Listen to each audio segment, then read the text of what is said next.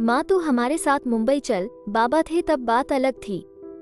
अब तू इधर गांव में अकेली कैसे रहेगी, बेटा अमन बोला। मैं सोच में पड़ गई। दिल का दौरा आने से पति अचानक मृत्यु हो गई थी। मैंने बहुत कोशिश की खुद को समझाने की। 13वीं के बाद सब मेहमान चले गए। बेटा अमन और बहू मीनू दोनों इंजीनियर थे। बेटा और बहू के साथ रहने जाना मत, ऐसी मेरी एक सहेली ने कहा था, क्योंकि कमाने वाली बहू को बूढ़ी सास जरा सी भी पसंद नहीं होती। तेरे वहां जाने से उनकी स्वतंत्रता में बाधा आएगी और वह तुझे ताना मार मार के तेरा जीना हराम कर देंगे। जाने दो, भाई जब जिंदा थे तब उन्होंने अपनी सारी प्रॉपर्टी अपने बेटे के नाम पर कर दी थी। ऐसी परिस्थिति में बेटा और बहू यह मकान बेच सकते हैं और घर के सब पैसे लेकर तुझे एक एक पैसों के लिए तरसाएंगे। बेटे और बहू के साथ जाने के अलावा मेरे पास दूसरा कोई विकल्प नहीं था। 65 साल की उम्र में मेरे घुटनों के दर्द की वजह से मुझे हमारी राशन दुकान चलाना भी आसान नहीं लग रहा था। 13वीं का पूरा खर्च बेटे ने उठाया, पर छोटे मोटे खर्च के लिए बेटे के सामने हाथ फैलाना मुझे पसंद नहीं था और हमने बचाए हुए थोड़े पैसे मुझसे खर्च हो गए थे। अब परिस्थिति ऐसी थी कि मेरे पास 20 रुपए भी नहीं थे और यह बातें सोचने में मैं अमन को कोई उत्तर नहीं दे सकी। इतने में मीनू बोली, माँ मुझे बताओ कि कौन सी साड़ी रखनी है, मैं आपकी बैग पैक कर रही हूँ। जब मीनू ने ऐसा कहा तब मैं उसे कुछ कह नहीं पाई, चुप रहकर उनके साथ मुंबई आई। अमन और मीनू ये दोनों मेरा बहुत ख्याल रखते थे। हम सब साथ बैठकर खाना खाते थे। उनकी याद नहीं आनी चाहिए, इसलिए दोनों मुझे बहुत खुश रखने का प्रयत्न करते थे। मेरा 7 साल का पोता रोहित तो दादी दादी कहते हुए मेरे पीछे पीछे भागता था। मैंने कौन सी भी चीज मंगाई कि वो मुझे तुरंत लाकर देता था। ये सब देखकर मेरे मन को बहुत शांति मिलती थी। मैं सोचने लगी कि लोग बेवजह ही आजकल के लड़के और लड़कियों को बदनाम करते हैं और कहते हैं कि बूढ़े माँ बाप का सम्मान नहीं करते, उनकी देखभाल नहीं करते। खासकर बहू कमाने वाली होगी तो सास को ठोकरों पर रखेगी। लेकिन मैंने देखा कि ये सारी सिर्फ बातें थी। हर उंगली की तरह हर बहू सेम नहीं होती। आज सबने बाहर घूमने का प्लान बनाया था। हम सब मॉल में गए। उधर घूमते घूमते अमन और मीनू एक दुकान में कुछ खरीदने के लिए रुके। मैं और रोहित थोड़ा आगे गए। आइसक्रीम की दुकान देखते ही रोहित बोला, दादी मुझे आइसक्रीम खानी है। मेरे ऊपर जैसे बिजली ही गिरी, क्योंकि मेरे पास तो पैसे ही नहीं थे। दिन में कभी मुझे पैसे की जरूरत नहीं पड़ी, अभी क्या करे। मेरा उदास चेहरा देखकर रोहित वापस बोला, ले दो ना प्लीज, माफ कर बेटा, मेरी बस में घर भूल गई। मेरे ऐसे बोलते ही रोहित मेरी तरफ एक अलग नजरों से देखने लगा। उसको लगा कि आइसक्रीम लेनी नहीं है, इसलिए दादी बहाने बना रही है। पर मैं क्या कर सकती थी, मुझे खुद ही शर्म आ रही थी। मैं कैसी दादी हूँ जो अपने पोते को आइसक्रीम भी नहीं लेके दे सकती।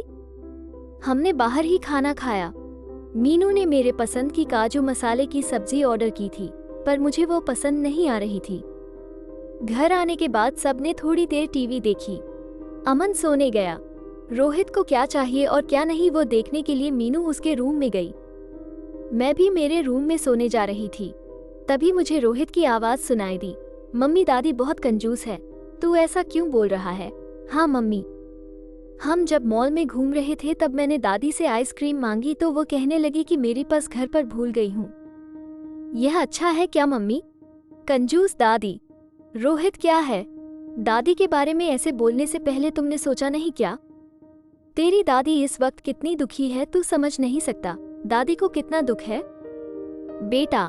दादी और दादाजी गांव साथ रहते थे, तभी अचानक दादाजी हम सबको हमेशा के लिए छोड़कर चले गए।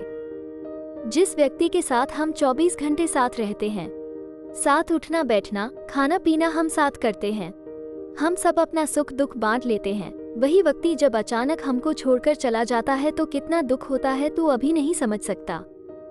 सोच, अचानक तेरे मम्मी पापा तेरे से बहुत दूर गए, इतने दूर गए कि वो कभी वापस नहीं आए, तब तुझे बुरा नहीं लगेगा क्या। नहीं मम्मी, मैं तुम दोनों के बिना नहीं रह सकता, रोहित बोला।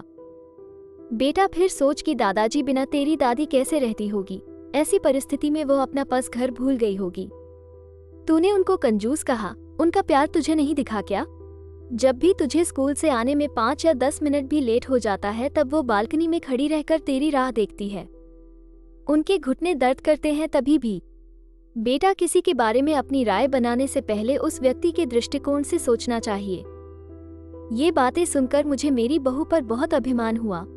उसकी जगह में रहती तो कदापि मैं मेरे लड़के को इतने अच्छे से समझा नहीं पाती। दूसरे दिन सुबह अमन ऑफिस गया और रोहित स्कूल मीनू ऑफिस में जाते एंडस को जाते मेरे हाथ में कुछ पैसे देने लगी। ये क्या है बेटा, मुझे पैसों की क्या जरूरत है, मैं बोली। माँ, किसको कब पैसों की जरूरत पड़ जाए कह नहीं सकते। आप मंदिर जाते हो, कभी दान पेटी में डालो, कभी रोहित कोई चीज के लिए जिद की तो आप उसे वो चीज ले देना। पर बेटा, माँ, जब यही पैसे अमन ने आपको दिए होते तो आपने मना किया होता क्या? नहीं ना, आपकी बहू भी कमाती है तो आप अपनी बहू से पैसे क्यों नहीं ले सकती? मीनू का कहना सुन के मेरी आंखों से आंसू आने लगे। जो मेरे बेटा नहीं समझ सका वो मेरी बहू ने समझा। मेरी बहू जैसी बहू सबको मिले। मैंने भगवान से प्रार्थना की ऐसी बहू मुझे हर जन्म मिले। लोग बिना कारण कुछ कमाती बहुओं का दुर्व्यवहार देखकर सब कमाती हुए बहुओं को दोष देते हैं। कुछ बहुएं मीनू जैसी समझदार, सुलझी और बड़ों का आदर करने वाली होती है। आप सबका इस वीडियो को देखने के लिए बहुत बहुत धन्यवाद। अगर आपको ये कहानी पसंद आई है तो आप इसे लाइक करें और शेयर करना ना भूलें। हम आगे भी ऐसे बहुत सी कहानियाँ लाते रहेंगे।